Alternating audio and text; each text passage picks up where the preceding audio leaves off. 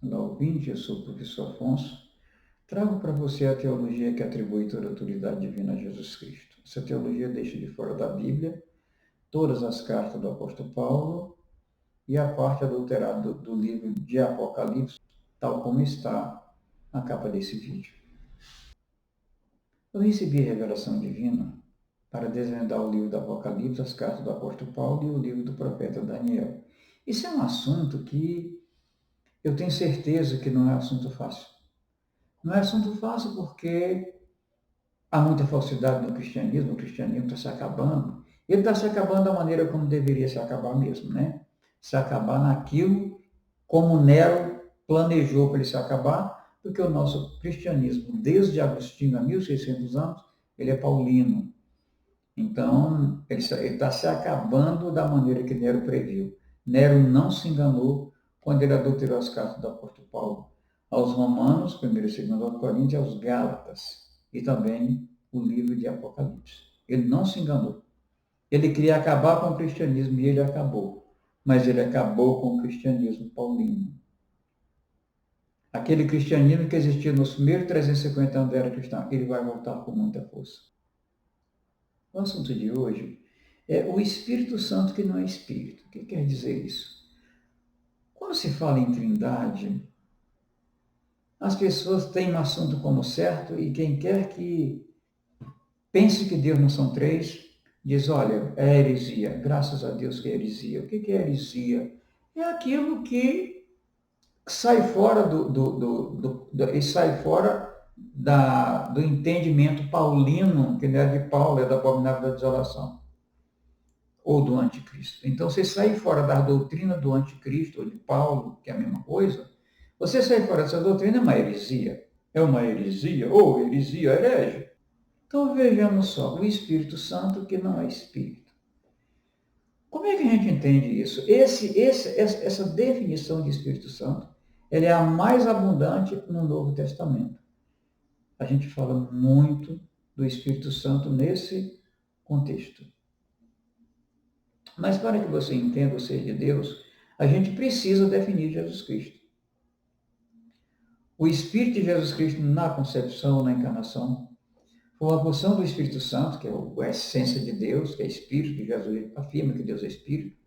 Uma porção do Espírito Santo, a essência de Deus, atribuída a um ser humano que foi Jesus, com poder suficiente para nos trazer a graça, a verdade e confirmar a lei, tal como está em João 17. Quando Jesus foi morto, ele entregou o seu Espírito ao Pai para voltar a ser um com ele, tal como está em Lucas 23, 46. Então, você não precisa definir Jesus de outra maneira. Jesus se encontra desse mesmo jeito, assim definido como Deus, em todo o livro do Apocalipse. O livro do Apocalipse não tem rei dos reis, aquilo tudo é adulteração, aquilo tudo é besteira, aquilo não faz sentido. Então não tem rei dos reis, nem tem senhor do senhor, naquele tem aquele cara montado no cavalo branco, aquilo é tudo adulteração feita por Nero. Então Jesus é o Cordeiro que foi morto e que é Deus. O livro do Apocalipse só contém o Cordeiro e anjos resultantes de espíritos humanos. Não tem mais nada. Então, em João 14, de 15 a 17, está escrito algo muito importante. Jesus afirma: se vocês me amam, obedecerão os meus mandamentos. Não os mandamentos de Paulo, mas de Jesus. E eu pedirei ao Pai, Jesus estava ainda em vida aqui, pedirei ao Pai. E ele lhes dará outro conselheiro para estar convosco sempre. Maravilha. O Espírito da verdade, que o mundo não pode recebê-lo porque não o vê nem o conhece. Mas vocês o conhecem, pois ele vive com vocês e estará em vocês. João 14, 15 a 17. Então, o que nós podemos pensar aqui é que o Espírito da verdade é aquele que valida a nossa experiência com Deus.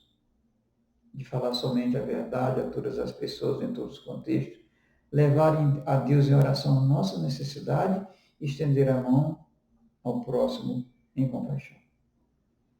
Então, como eu já disse, esse conceito de espírito, ele é construído. Ele não é espírito, não é matéria. Ele é a influência da essência de Deus, que também é o Cordeiro, é Jesus. É a influência da essência de Deus sobre a alma ou espírito humano para santificá-lo, para torná-lo um servo de Deus, para transformá-lo num servo de Deus, para que essa pessoa possa andar na presença de Deus com muita alegria. Jesus afirma que a alegria que eu lhe der ninguém pode tirar. Então, essa alegria, essa confiança, esse viver com Deus, é a influência do Espírito Santo, a essência de Deus, sobre o ser humano. Foi isso que aconteceu com o nosso pai Jacó, como está descrito lá em Gênesis 28, de 11 a 22. Então, é essa influência que não é matéria nem espírito, nem é uma pessoa. É a influência do Espírito Santo, a essência de Deus sobre a alma ou espírito do ser humano. Essa é a grande experiência. Essa é a grande experiência. Agora vejamos. Em uma religião como o cristianismo paulino, em que todos os valores são invertidos, fica muito difícil pensar em Jesus como Deus. Tudo é invertido. Jesus tem um espírito de Deus. O abominável da desolação, o anticristo ou Paulo, aquele inventado por Nero, tem um espírito do mal. Então os valores têm que ser muito investidos. Por que não, a coisa não despenca de vez na sociedade? Porque simplesmente o Estado moderno não deixa.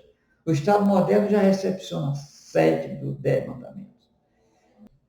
Para que um paulino possa se insurgir contra Deus, contra a sua lei, essa lei recepcionada pelo ser humano, essa lei que garante o processo civilizatório da humanidade, ele precisa ser muito criminoso. Ele tem que passar por cima de muitas leis do Estado. Por isso, eles pregam nos púlpitos à vontade que a lei de Deus não vale nada, como eu vou mostrar logo a seguir. Segundo pregadores, teólogos e escritores cristãos ortodoxos, a autoridade do apóstolo Paulo excede a qualquer argumento a favor da divindade de Jesus Cristo. Porque o Evangelho de Jesus Cristo são as cartas de Paulo, e o Evangelho de Jesus Cristo não é o Evangelho de Jesus Cristo, porque são coisas contrárias, ideias contrárias. Jesus Cristo tem o Espírito de Deus, enquanto, conforme eu já falei, as cartas adulteradas de Paulo dão a ele o espírito do maligno, portanto, não há como não pensar em valores invertidos, tudo invertido. Deus mudou de plano para concordar com Paulo. Não, quem fez isso foram pregadores, teólogos e escritores cristãos todos. Em suma, enquanto os seres humanos não se convencerem de que Paulo é o abominável da desolação ou o anticristo, um personagem criado por Nero, com o rosto do apóstolo Paulo, com o corpo do Império Romano e o espírito do maligno, o cristianismo continuará a se acabar, ou se acabando, sendo reduzido a nada. Gente, como é que a gente enxerga Jesus nessa confusão toda criada por Paulo? Sou curado de câncer, insuficiência cardíaca, osteoporose, cegueira, por anjo do Senhor. Por isso eu vejo em Jesus Cristo, no seu Evangelho e no livro do Apocalipse, a sobrenaturalidade de Deus. É maravilhoso. É claro que as cartas de Pedro, Tiago, Judas, João são maravilhosas e dão um suporte muito grande. O livro do profeta Daniel é essencial para que compreendamos o cristianismo. A doutrina do apóstolo Paulo, como eu prometi falar sobre ela, a doutrina do apóstolo Paulo ensina que a lei de Deus é a fonte e a força do pecado. Que doutrinas! Que a lei de Deus é um tutor depravado. Que a lei de Deus é fundamento que conduz à morte. Que a justificação é da carne, em vida mediante fé somente, não do Espírito, após a morte, mediante fé e obras. Como é que Deus vai justificar uma pessoa viva com toda a capacidade de pecar. Aí o pessoal inventou lá uma doutrina que diz que nós somos santos e pecadores. Então, nós somos justificados, não há mais nenhum pecado contra nós, nenhuma força do pecado contra nós. Isso é uma contradição. Mas essa contradição foi descoberta, essa coisa contraditória foi descoberta por Lutero. Enquanto ele defecava, ele pensou, meu Deus, agora eu achei uma grande doutrina. Aí inventou a doutrina da justificação da carne em vida. Isso deu um problema, vide Guerra dos Camponeses. Que uma vez livre, Paulo ensina que uma vez livre da lei de Deus, que são 10 mandamentos, justificados, nos tornamos completamente justos, santos e retos. E que a graça seja alcançada é responsável pela salvação. Eu sei que essa guerra é minha. Eu sou obrigado a... Eu tenho esse compromisso com Deus de falar de revelações. Como eu já afirmei, sou curado de câncer, doença cardíaca, sou porosa, cegueira, por amor do Senhor. E eu sou obrigado a pensar que também nesse campo que eu estou falando aqui, que eu estou pisando, haverá milagre. Eu peço até mesmo que você deixe um like nesse vídeo, ative o sininho de notificação para receber novos vídeos, se inscreva no meu canal. Também convido você a participar da obra que realmente eu tenho pela frente, que eu já estou fazendo, que é a reconstrução do cristianismo verdadeiro, ético e socialmente responsável. Por isso eu deixo o meu e-mail aqui na descrição do vídeo. Se você quiser ajudar, fique à vontade. Muito obrigado por ter assistido esse vídeo até aqui. Que Deus o abençoe.